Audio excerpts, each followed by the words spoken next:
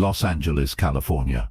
West Olympic Boulevard, February 18, 1970. Wednesday evening, 6 o'clock. Yamada Martial Arts Dojo. Second floor of a commercial building. One large training room. Hardwood floors. White walls. A small shrine in the corner. Mirrors on the east wall.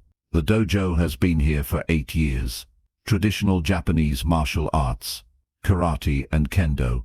Serious training. The sensei is Michiko Tanaka, 35 years old, 5'6", 140 pounds, 4th degree black belt in karate, 3rd degree black belt in kendo. She has been training since she was 12, 23 years. She learned both arts in Tokyo, moved to Los Angeles in 1962, opened this dojo to teach traditional discipline. 50 students total. Tonight's class has 30 students, 20 men, 10 women, all wearing white gi or kendo armor. Michiko stands at the front. Her gear is crisp, white. Beside her is a wooden rack holding 6 bokken, wooden practice swords. She has just finished demonstrating a karate kata. Now she picks up a bokken, holds it properly, 2 hands, correct grip. The weight feels natural. One of her students is David Chen, 28 years old, brown belt in karate, beginner in kendo, stunt coordinator in Hollywood. He knows Bruce Lee. David has trained with Bruce a few times. He has mentioned Bruce to Michiko before, told her about Bruce's approach, his philosophy. Michiko listened politely, but was not impressed. She has heard about Bruce Lee, the man who mixes styles, who claims traditional boundaries are limiting. She disagrees. Traditional arts are refined, tested over centuries. David asked Michiko last week if Bruce could visit the dojo, observe a class. Michiko said yes, not because she wants Bruce here, because she wants to show him what traditional training produces. Bruce arrives at 6:15. Class has been in session for 15 minutes. He enters quietly, stands near the door. David sees him, nods. Michiko sees this exchange, sees Bruce standing near the door. Dark slacks, white shirt, not training clothes. He is here to observe. Michiko does not acknowledge Bruce directly. She continues teaching. She demonstrates a kendo strike, men uchi, overhead strike. She raises the bokken above her head, then brings it down in a controlled arc. Precise, clean. She shows it 3 times. Slow, medium, full speed. Her students watch. Bruce watches from near the door. Attentive, respectful. He recognizes skill. Michiko's technique is very good. Classical form, strong fundamentals. Her students are well trained, disciplined. Subscribe, turn on notifications, like the video, and comment. More true Bruce Lee stories are coming. The class continues for 30 minutes. Karate combinations, kendo drills, partner work. At 6:50 Michiko calls the class to attention. The students line up, remove their armor, return their bokken to the rack, bow to the shrine, bow to Michiko. Class dismissed. Some students leave, some stay to practice. David approaches Michiko. Bruce is with him. David says, "Sensei, this is Bruce Lee. Thank you for allowing him to observe." Michiko turns, faces Bruce. She is 5 inches shorter. She does not offer her hand, just nods. "Mr. Lee." Bruce nods back. "Sensei Tanaka, thank you for allowing me to watch. Your students are well trained. Your technique is excellent." His tone is respectful, genuine. Michiko says, traditional training produces traditional results. Discipline, precision, respect for the weapon. There is something in her tone. Firm. Bruce says, "I agree. Fundamentals matter. Understanding the weapon is essential." Michiko looks at him, assessing. She has heard about his philosophy, about mixing styles, about rejecting traditional boundaries. She says, "I have heard about your approach. Jeet Kune Do, taking from everything. Karate, boxing, fencing, whatever works. Bruce says, absorbing what is useful, rejecting what is useless. Michiko says, and who decides what is useful? Someone who has trained for 3 years, or someone who has spent their entire life mastering a single discipline. Her voice is calm, challenging. Bruce says, effectiveness decides what works in actual combat. Michiko's jaw tightens. She has been training for 23 years, 4th degree in karate, 3rd degree in kendo, has competed against men, never lost. She says, I have tested my arts for 23 years, against larger opponents, stronger opponents, men who thought their size would overcome my technique. They were wrong. Traditional arts work. The remaining students are watching. 10 students still in the dojo. This is their sensei defending traditional arts against Bruce Lee. Bruce says, your record speaks to your skill. I am not here to challenge that.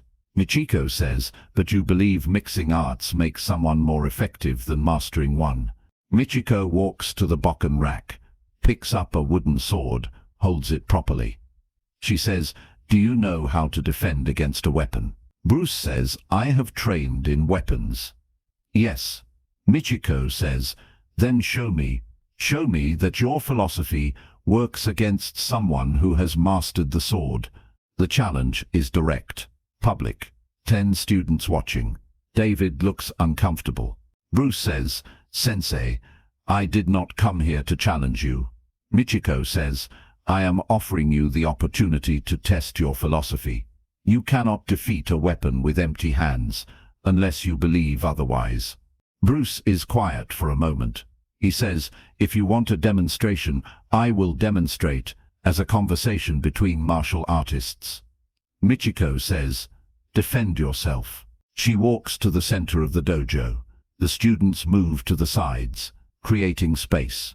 Bruce removes his shoes, his shirt, white undershirt. He steps onto the training floor, faces Michiko, 15 feet apart. She is holding the bokken. He is empty-handed. Michiko says, I will attack with the sword. You defend with empty hands. Bruce nods. He does not pick up a weapon. Just stands. Naturally, weight balanced. Hands relaxed. Michiko takes her stance. Chudan no kamae. Middle guard. The bokken held at waist height. Point aimed at Bruce's throat. Classic kendo stance. Her eyes locked on Bruce. She has trained with weapons since childhood. Knows distance. Range. The advantage a weapon provides. Bruce stands naturally. No fighting stance. No guard. This irritates Michiko. No respect for the weapon. The wooden sword can break bones, and he is standing there relaxed. She attacks. Men-Uchi. Overhead strike. Raises the bokken above her head. Brings it down toward Bruce's head. Full speed. Full commitment. Bruce moves. Not backward. To the side. Offline, 45 degrees right. The bokken strikes the floor where Bruce was standing. Before Michiko can reset, Bruce's hand is on the bokken. Near the end. Light contact. Redirecting her recovery. She has to step to maintain balance. 1 second has passed. That should not have worked. She resets. Attacks again. Horizontal strike. Yoko men. Aimed at Bruce's ribs. She pivots. Swings the bokken in a tight arc. Bruce's left hand rises. Meets the bokken mid-swing. Not blocking the blade. Blocking the handle. Near her forward hand. The bokken stops. Bruce has intercepted the leverage point. His right hand moves, touches the end of the bokken, pushes it down. The weapon dips. Michiko adjusts her grip to maintain control. 2 seconds have passed. Her breathing is heavier, from frustration. This man is getting inside her range, touching her weapon, disrupting her technique. She attacks a 3rd time. Thrust. Tsuki. The fastest attack in kendo. The bokken extends straight forward. Point aimed at Bruce's throat. Full body commitment. Bruce moves his head. 6 inches left. The bokken point passes 6 inches from his neck. His right hand rises, contacts the side of the bokken near the tip. Gentle pressure right. The thrust continues past Bruce. Michiko's momentum carries her one step past. Bruce is now at her side. Inside her guard. 3 seconds have passed. Michiko resets, breathing harder. Her weapon is not providing the advantage it should. This man understands distance better than she thought possible. She changes strategy, feints high, men-Uchi setup, raises the bokken. Bruce's weight shifts. She changes mid-motion, brings the bokken down in a diagonal cut. Kesa jiri, aimed at Bruce's shoulder. The technique that catches opponents who commit to evading. Bruce does not commit. He reads the feint. Steps forward, into her space. The diagonal cut passes behind him.